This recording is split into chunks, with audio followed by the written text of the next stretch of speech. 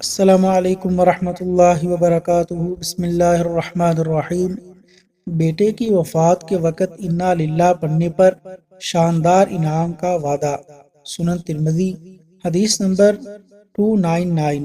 رسول اللہ صلی اللہ علیہ وسلم نے فرمایا، جب بندے کا بیٹا فوت ہوتا ہے تو اللہ تبارک و تعالی فرشتوں سے فرماتے ہیں، تم نے میرے بندے کا بیٹا قبض کیا ہے؟ تو وہ عرض کرتے ہیں جی ہاں۔ تو اللہ تبارک و تعالی فرماتے ہیں، تم نے اس کے دل کا پھل لے لیا ہے؟ وہ عرض کرتے ہیں جی ہاں۔ وہ پوچھتے ہیں میرے بندے نے کیا کہا؟ تو فرشتے عرض کرتے ہیں اس نے آپ کی حمد کی اور انا للہ و انا الیہ راجعون یہ پڑھا۔ اللہ تبارک و تعالی فرماتے ہیں، میرے بندے کے لیے جنت میں ایک گھر تعمیر کرو اور اس کا نام بیت الحمد رکھو۔ اللہ تعالی عمل کی توفیق عطا فرمائے، آمین۔